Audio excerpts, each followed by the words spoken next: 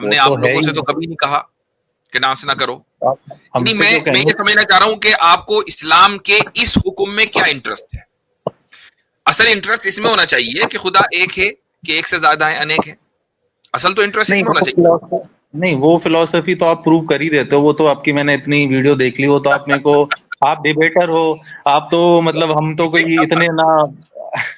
तो हम्म। जैसे आप लोग हैं, आप भी इनफैक्ट आप खुद भी यूएसए में रह रहे हैं, तो आप ऐसी कंट्री में क्यों रह रहे हैं जहाँ पे ये सब नहीं फॉलो होता? आपको तो जो मतलब जो आप लोग जो इतने मानने वाले हैं, उनको तो ऐसी कंट्री में जाना चाहिए जहाँ पे इस्लामियत लॉ है, जैसे कि तालिबान या फिर जो भी मिडिल ईस्टर्न कंट्री हुई, पाकिस्तान वगैरह। तो फिर हम्म। आप लोग उस तरफ क्यों जाते हैं जहाँ पे ये सब चीजें नहीं फॉलो होती? आप ये कह रहे हैं कि मैं जो इंडिया में पैदा हुआ और इंडिया छोड़कर अमेरिका आ गया, अब मुझे यहां से छोड़कर अफगानिस्तान जाना चाहिए, ताकि जब मैं वहां सेटल हूं और सारे मुसलमान वहां सेटल हो जाएं, तो फिर पीछे से बंकर बस्टर आए और फिर सबको निपटा दे। आप ये कह रहे हैं। ये ताना आप हमें न दें कि आप फला मुल्क चले जाएं, फला मुल्क न चले जाएं। मिसाल के तौर पर मैं अमेरिका में हूं, तो मैं कम से कम अपने ऊपर 100%, अपनी जात के ऊपर 100% इस्लाम नाफिज कर सकता हूं। असल ये डिबेट करनी चाहिए कि इस्लाम और हिंदुइज्म, अगर आप हिंदुइज्म से ताल्लुक रखते हैं, लुक्स लाइक आप हिंदू हैं, सनातनी हैं, तो इस दुनिया में जो एक आइडियल निजाम है वो किसके पास है? आपके पास है तो आप वो पेश करें, हमारे पास है तो हम वो पेश करें। अभी तो थ्योरी की बात हो रही है, प्रैक्टिकलिटी कहीं नहीं है, इंडिया में भी नहीं, आपके यहां इंडिया में हिंदुइज्म तो नाफिज नहीं है। ठीक है, उस पर बात होनी चाहिए। तो अब हम तो कह रहे हैं कि चलो, आप हमें कह रहे हैं कि चलो अफगानिस्तान चले जाओ, कल को फिर आप लाठी डंडे लेकर आ नहीं जाओगे नहीं, अफगानिस्तान के, हमें तो अखंड भारत मेरा बनाना है, फिर क्या करें? अच्छा। तो इसका मतलब ये है कि ये जो जंग है दुनिया में, जो लड़ाई है, वो कैपिटलिज्म वर्सेस नॉन कैपिटलिज्म की है।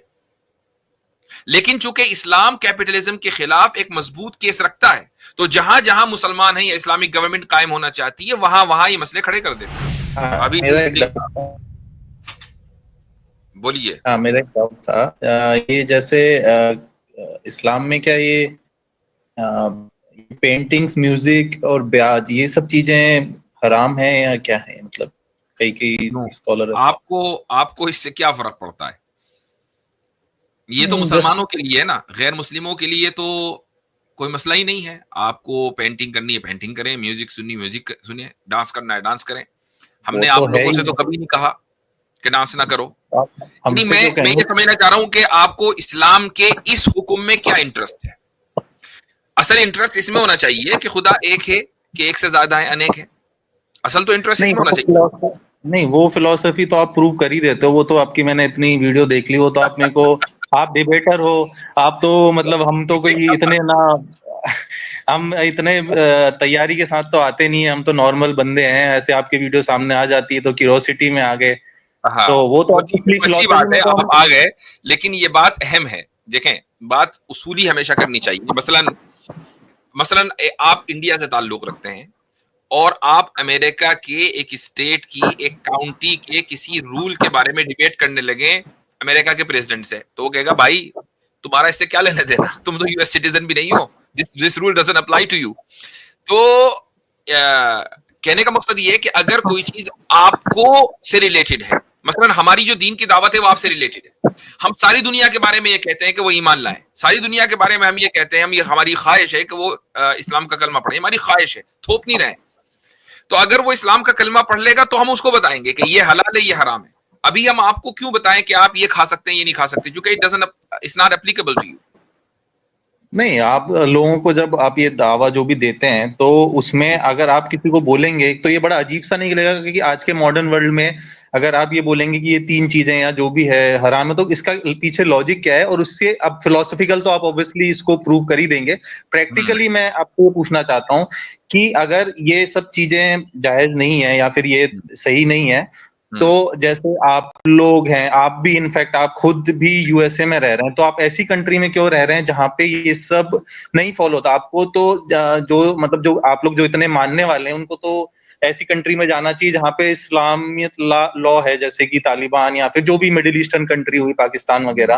तो फिर आप लोग उस तरफ क्यों जाते हैं जहाँ पे ये सब चीजें नहीं फॉलो होती? ठीक। ये प्रैक्टिकल तो क्वेश्चन है, आप फिलोसफी ये तो कह आप रहे प्रूव हैं कर ही कि दोगे। आप ये कह रहे हैं कि मैं जो इंडिया में पैदा हुआ और इंडिया छोड़कर अमेरिका आ गया, अब मुझे यहां से छोड़कर अफगानिस्तान जाना चाहिए ताकि जब मैं वहां सेटल हूं और सारे मुसलमान वहां सेटल हो जाएं तो फिर पीछे से बंकर बस्टर आए और फिर सबको निपटा दे। आप ये कह रहे हैं?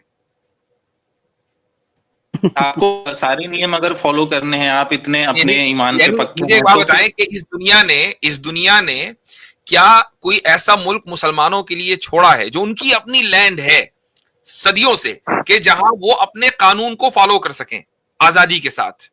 क्या कोई ऐसा मुल्क छोड़ा है इस दुनिया ने? जहां आपकी मेजोरिटी है वहां तो मुस्लिम अब आप लॉ देख है लें, ना।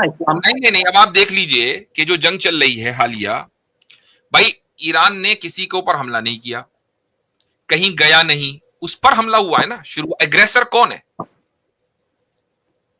तो आप बताएं कि अगर हम अफगानिस्तान को देख लें तो क्या अफगानिस्तान ने हमला किया था? नहीं। अग्रेसर कौन था? पर अभी तो आपका इस्लामिक लॉ एस्टेब्लिश हो चुका है ना, मतलब अफगानिस्तान तो क्लोजेस्ट नहीं, वो तो पहले था भाई, वो तो पहले से। What do you mean Islamic law establish हो चुका है? इस्लामिक लॉ तो पहले से मौजूद है, और इस्लामिक लॉ किसी न किसी हद तक 1920s तक मौजूद था। यानी किसी न किसी हद तक, 100% नहीं कह रहा हूं, लेकिन किसी न किसी हद तक इस्लामिक लॉ एप्लीकेबल था 1920s तक। फिर उसके बाद तुर्की को फर्स्ट वर्ल्ड वॉर में डिफीट करके उसके हिस्से बखरे कर दिए। तो आप मुझे वो जगह बताएं और पूरी दुनिया की गारंटी कि भाई यहां आप चाहे जिस तरीके से इस्लामिक लॉ प्रैक्टिस करेंगे और अपने आप को कितना भी मजबूत करेंगे, हम इंटरवीन नहीं करेंगे। तो है कोई जगह?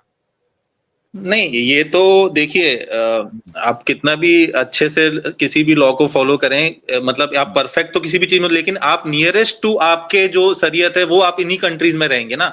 तो आप अगर प्रैक्टिकल क्वेश्चन मेरा ये है कि आप जब इतने बड़े स्कॉलर हैं, आप दूसरों को प्रीच करते मैं हैं तो कि आपको आप, इसीलिए जवाब दे रहा हूं। देखें, मैं आपको जवाब इसीलिए दे रहा हूं कि इस दुनिया ने मुसलमानों के लिए कोई जगह छोड़ी नहीं है।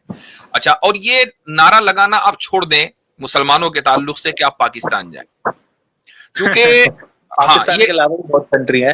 और उसकी वजह है मेरे भाई, उसकी वजह यह है कि हो सकता है कि हमारे बहुत से पाकिस्तानी दोस्तों को ये बुरा लगे, लेकिन जहां तक बात सेक्युलर होने में है तो इंडिया और पाकिस्तान में कोई फर्क नहीं है। करप्शन में दोनों आगे पीछे ही तो है भाई, दोनों भाई भाई है करप्शन में। कौन सा वो प्रॉस्पेरस मुल्क है? हम तो उसको इस्लामिक गवर्नमेंट मानते ही नहीं।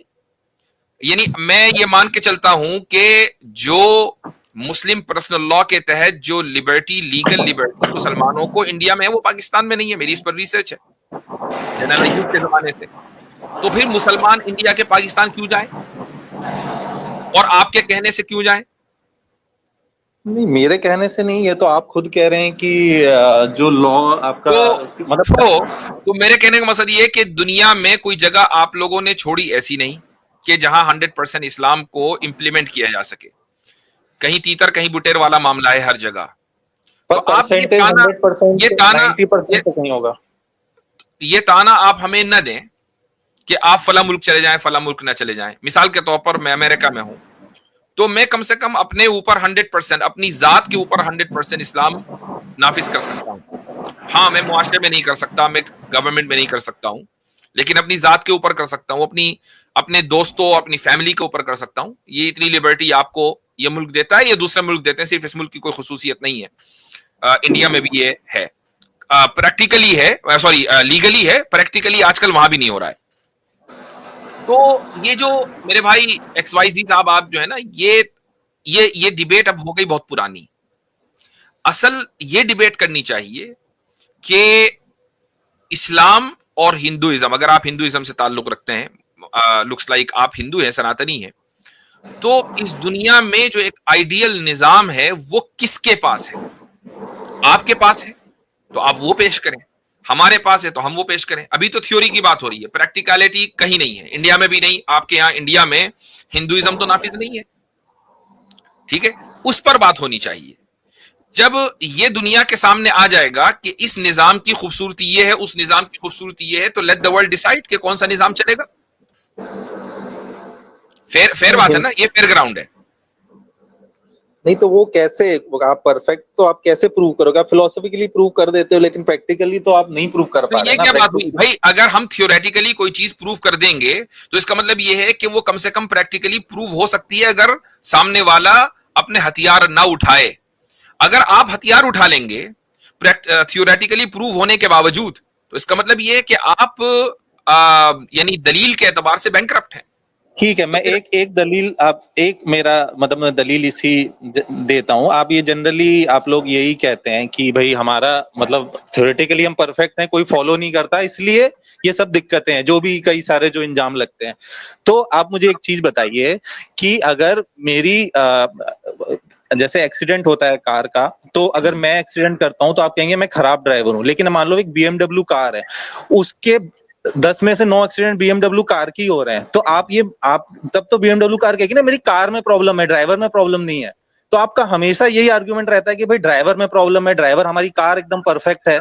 तो ऐसा कैसे हो सकता है कि आप ये मानते ही नहीं है कि हमारी कार में कोई दिक्कत है, थ्योरेटिकली हमारी कार एकदम परफेक्ट है, सारे ड्राइवर ही बेकार हैं? ऐसा कैसे हो सकता है जब ऐसा इसलिए हो पाकिस्तान। सकता है, ऐसा इसलिए हो सकता है कि बीएमडब्ल्यू चलाने वाले लोग खुसूसन इंडिया में ड्रंक होते हैं सबसे ज्यादा, चूंकि ये होते हैं अमीरों के घर के लड़के।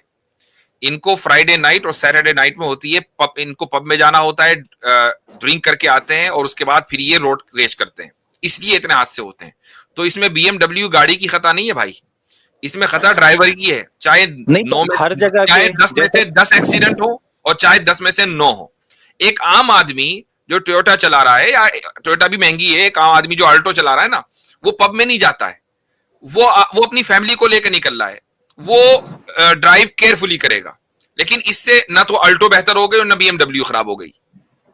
नहीं, आप कह रहे हैं ना कि मेरा धर्म थ्योरेटिकली बेस्ट है, परफेक्ट है, तो उसमें फिर इतने हादसे से आप इंडिया का आपने कहा कि इंडिया की बीएमडब्ल्यू ड्रंकन है, लेकिन जब पाकिस्तान बना तो वो तो टू नेशन थ्योरी में इसी मुद्दे पे बना था कि नहीं हम हमारा कभी मैं यही साथ कह रहा हो ही हूं नहीं ना सकते। कि वो एक स्कैम हो गया लोगों के साथ, वो स्कैम हो गया। तो अब देखे मैं कितने खुले अल्फाज में बात कर रहा हूं। आई नो कि बहुत सारे पाकिस्तानी लोगों को ये चीज बुरी लगेगी, लेकिन बहरहाल हमारी एक पोजीशन है, हमारा एक पॉइंट ऑफ व्यू है, तो उसको आप छोड़ दीजिए। मैं इसीलिए कह रहा हूं कि इंडियन मुस्लिम से कम पाकिस्तान के मुद्दे पर बात करना बिल्कुल वाहियात बात है। अब इस चीज को छोड़कर आपको आगे बढ़ जाना चाहिए। How many times do we have नहीं, to educate you Pakistan guys? नहीं, आप पाकिस्तान को छोड़ दीजिए, बाकी भी आप देखेंगे अगर तो बहुत अच्छी हालत तो नहीं अब है आप देख जिन्होंने लें, भी। अब आप देख लें कि आपके यहाँ अखंड भारत का जो तस्वुर है वो कहां तक है? अफगानिस्तान तक है। तो अब हम तो कह रहे हैं कि चलो, आप हमें कह रहे हैं कि चलो अफगानिस्तान चले जाओ, कल को फिर आप लाठी डंडे लेकर आ नहीं जाओगे नहीं, अफगानिस्तान के, हमें तो अखंड भारत मेरा बनाना है, फिर क्या अच्छा, करेंगे? पाकिस्तान तक नहीं गया, एक्स मैं वाई तो जी बाकी। एक्स वाई जी भाई, आप एक मुझे बात बताएं। आप क्योंकि ये बात कर रहे हैं कि प्रैक्टिकली कुछ नहीं हो रहा, कुछ नहीं हो रहा, आप मुझे बताएं, according to you, democracy better है या मोनार्की? दोनों के अपने प्रोज कॉन्स हैं, कोई परफेक्ट तो नहीं है कहीं जगह। अपने मोनार्की भी चाइना में बहुत मतलब मोनार्की कहना चाहिए, ऑटोक्रेसी वहां पे सक्सेसफुल मैंने है, मैंने लेकिन मोनार्की और डेमोक्रेसी की बात की। हाँ वो ठीक है। हाँ मतलब बेसिकली वो वही हो गया, पर नहीं, वही नहीं है। भाई वो मैं आपसे सवाल कर रहा हूँ, मोनार्की आपके नजदीक बेहतर है या डेमोक्रेसी? डेमोक्रेसी मतलब मॉडर्न एजुकेशन के हिसाब से तो डेमोक्रेसी ही बेटर है। अब मैंने मोनार्की के अंदर तो कभी रहा नहीं, बट हाँ डेमोक्रेसी जबरदस्त, लगती है हाँ, बेटर ठीक, थ्योरेटिकली। हाँ, ठीक है। तो आपको पता है डेमोक्रेसी का कॉन्सेप्ट सबसे पहले कब आया? अब कहते हैं ग्रीस, एथेंस वगैरह का नाम लिया जबरदस्त, जाता है, हाँ, फिर ग्रीस, इंडिया वाले एथेंस, कहते हैं वहां हमारे से। पास। चले आप ही को दे देता हूँ, चले कोई मसला नहीं है। इतना नहीं पुराना कॉन्सेप्ट है, इतना पुराना कॉन्सेप्ट है डेमोक्रेसी का। लेकिन डेमोक्रेसी को, इस वर्ल्ड ऑर्डर को एस्टैब्लिश होने में इतना टाइम लग गया कि वर्ल्ड वॉर वन के बाद जाते जाते एक डेमोक्रेटिक वर्ल्ड में हम आज हैं। तो क्या जो इंसान डेमोक्रेसी को बेटर वे ऑफ सिस्टम समझता है, इंक्लूडिंग यू, क्या आप ये कहेंगे कि क्योंकि डेमोक्रेसी इतने साल तक जो है वो प्रैक्टिकली नहीं आ सकी ड्यू टू सम रीजंस, क्योंकि लोग सपोर्टिव नहीं थे, तो लिहाजा वो सिस्टम ही फजूल है? I mean, this is not argument. जबरदस्त आर्ग्यूमेंट। देखिए, मतलब आप बताइए। कह रहे हैं कि इतना टाइम लगा तो वो पर हम्म, तो जबरदस्त आप कह रहे हैं कि आर्ग्यूमेंट। मतलब आपका इस्लामिक लॉ भी इस तरह से कभी ना कभी आएगा और वो परफेक्ट होगा, आप ऐसा कहना चाह रहे हैं? वो आपको 2000 साल उसके लिए शायद जिंदा रहना पड़े, लेकिन मैं इसीलिए कह रहा हूं कि हमें, चूंकि अभी practical example 100% perfect practical example हमारे सामने नहीं है। हमारे सामने दुनिया में मोनार्की की एग्जाम्पल्स हैं, डेमोक्रेसी की एग्जाम्पल्स हैं, डिक्टेटरशिप की एग्जाम्पल्स हैं, ये सारी एग्जांपल्स मौजूद हैं, लेकिन प्योर इस्लामिक गवर्नेंस की हमारे पास एग्जांपल मौजूद नहीं है। Hold on. तो इसलिए हम जो गुफ्तगू कर सकते हैं वो सिर्फ थ्योरी पर कर सकते हैं। थ्योरी पर आप करने नहीं चाहते, आप खुद ही कहते हैं कि यार आप लोग हमें हरा देते हो, तो भाई ये क्या बात हुई? नहीं, वो तो देखो, आप अगर हराने की बात नहीं है, आपके जो आप जैसे इस्लामिक स्कॉलर हो तो आप हिंदू स्कॉलर या फिर क्रिश्चियन स्कॉलर से लड़ो, तो अब देखने में मजा आएगा। बुलाइए तो नहीं है, बुलाइए भाई, बुलाइए। देखें, और इस मौजू पर जब हम बात पॉलिटिक्स की करते हैं ना, तो हम भी कोई पॉलिटिकल साइंस के स्कॉलर नहीं है, हम भी आम आदमी ही हैं। ठीक है, हमारे पास ज्यादा से ज्यादा कुरान हदीस की कुछ आयतें, कुछ हदीसें होंगी, दैट्स इट। लेकिन जो मॉडर्न पॉलिटिकल फ्रेमवर्क है उसमें मेरी और आपकी हम दोनों बराबर हैं। बल्कि शायद एक हिंदू स्कॉलर आपसे कम इल्म रखेगा, आप उससे ज्यादा इल्म रखते होंगे पूरी दुनिया की जियोपॉलिटिक्स पर। नहीं, ऐसा नहीं है। आप मेरे कहने का ये मतलब था, आपने जैसे भी डेमोक्रेसी का भी एग्जांपल दिया, तो इस्लामिक कंट्री बनाने का तो सबने ट्राई किया ना, मतलब जिन्ना ने भी ट्राई किया, आपका तालिबान भी वही ट्राई कर रहा है, सब ट्राई तो कर ही रहे हैं, तो फिर क्यों नहीं बन पा रही? आप ऐसा कह रहे हैं कि अभी किसी ने प्रैक्टिकली परफेक्ट इस्लामिक कंट्री नहीं बनाया, उसकी वजह डिटरेंस है, उसकी वजह इंटरनेशनल डिटरेंस है। मिसाल के तौर पर देखें, अभी आप जो नैरेटिव चल रहा है, आपको नहीं पता अमेरिकन पॉलिटिक्स में गुज़िश्ता 10 दिनों से क्या हो रहा है। थोड़ा सा मैं आपको एजुकेट कर दूं। यहां रिपब्लिकन पार्टी में दो ग्रुप हैं। एक ग्रुप को कहा जाता है न्यूकॉन्स, नियो कंजर्वेटिव्स, और दूसरा ग्रुप है mega, make America great again group. तो जो मेगा ग्रुप है वो ये जंग नहीं चाहता कि अमेरिका उस जंग में जाए, और मेगा ग्रुप डोनाल्ड ट्रंप का बुनियादी बेस है। लेकिन जो न्यूकॉन्स हैं वो ये कहते हैं कि रिमूव द मुल्ला रिजीम, ये उनकी नैरेटिव है, मुल्ला रिजीम। तो उनको इससे फर्क नहीं पड़ता कि ईरान के पास न्यूक्लियर वेपन्स हैं या नहीं है, उन्हें इससे फर्क पड़ता है कि ये मुल्ला रिजीम क्यों है। ठीक है, तो अब आप देखें कि उनके सामने सरेंडर करके डोनाल्ड ट्रंप वहां चला गया। तो what I am trying to say कि आपने क्या किसी दूसरे मुल्क को दूसरे अंदाज से इस दुनिया ने पॉलिटिक्स करने की इजाजत दी है, उसके लिए जगह छोड़ी है? Are you giving them space? You're not. तो हम अभी कॉलोनियलिज्म से पोस्ट कॉलोनियलिज्म के दौर में जी रहे हैं कि जहां जिसकी लाठी उसकी भैंस वाला रूल है। हो सकता है कि आगे 100 साल 200 साल या 10 साल, who knows, के बाद ये हालात बदल जाए। तो अगर आप जिंदा रहे तो आप देखेंगे।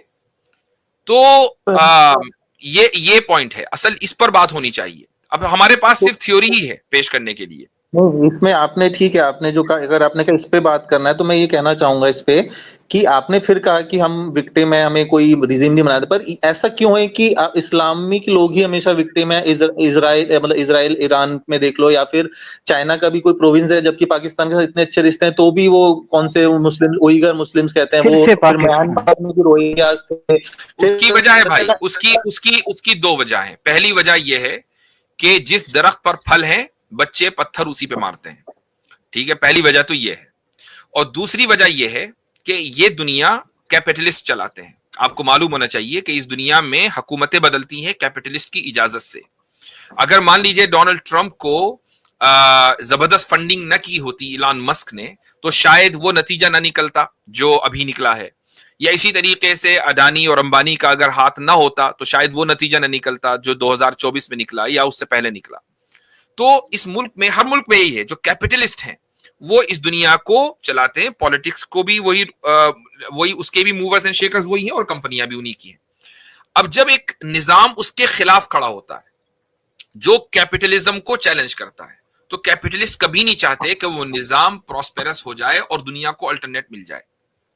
इसलिए वो ये तो सारी जंगें वो ऑर्केस्ट्रेट करते हैं, वो सारे ऐसे हालात बनाते हैं कि मुल्क एक दूसरे से लड़े। अब मुझे एक बात बताएं आप कि ये जो जंग हो रही है, इसमें चलो ठीक है, एक मुल्क को आपने तबाह कर दिया, 2 मुल्क तबाह हो गए, लेकिन सबसे ज्यादा फायदा, आप अपने दिल पर हाथ रख के बताएं, सबसे ज्यादा फायदा किसका है? जो आर्म्स एंड एम्युनिशन बेच रहे हैं उन्हीं का होता है, वो तो मुझे पता है। लेकिन जब आपको तो पता है कि जो आर्म्स एंड एम्युनिशन बेच रहे हैं सबसे ज्यादा फायदा उनका है, तो ये जंग उनके इंटरेस्ट में है। और आपको मालूम होना चाहिए कि अमेरिका में जो न्यू कॉन्स हैं, जो इस जंग के हक में हैं, उन्हीं का पैसा सबसे ज्यादा इन आर्म्स एंड एम्युनिशन कंपनियों में लगा हुआ है। That is the whole point. American military complex. आप लोगों को ये चीज क्यों नहीं समझ में आती? नहीं नहीं, मैं तो ऐसा बोल रहा हूँ कि आप कह रहे हो कि नहीं इस्लामिक कंट्री पे अटैक, दो किसी भी दो को लड़ाएंगे, आर्म्स एंड अम्यूनिशन को फायदा होगा, उसमें जरूरी थोड़ी है कि हमेशा इस्लाम को ही टारगेट किया जाए, वो तो किसी भी दो किसी दूसरी कंट्री के पास कोई आइडियोलॉजिकल निजाम नहीं है जो कैपिटलिज्म को चैलेंज दे सके। एक रशिया एक मुल्क था, चाइना ने उस कैंप को ज्वाइन किया, तो देखिए कोल्ड वॉर कब तक चली अमेरिका की, यहां तक के यूएसएसआर के टुकड़े कर दिए। भाई यूएसएसआर भी सेक्युलर था, वेस्ट भी सेक्युलर है, प्रॉब्लम क्या थी? प्रॉब्लम यह थी कि यूएसएसआर कैपिटलिस्ट नहीं था, सोशलिस्ट था। तो इसका मतलब यह है कि ये जो जंग है, दुनिया में जो लड़ाई है, वो कैपिटलिज्म वर्सेस नॉन कैपिटलिज्म की है। लेकिन चूंकि इस्लाम कैपिटलिज्म के खिलाफ एक मजबूत केस रखता है, तो जहां जहां मुसलमान हैं या इस्लामिक गवर्नमेंट कायम होना चाहती है, वहां वहां ये मसले खड़े कर देते हैं। अभी तक तो कोई ऐसा सोल्यूशन नहीं आया है कैपिटलिज्म के अगेंस्ट जहां ठीक है, इस्लामिक लॉ मेजोरिटी में भी है, ठीक पर है, अब चले पता नहीं आपको तो चले, सही है, बहुत ठीक है अच्छा। भाई।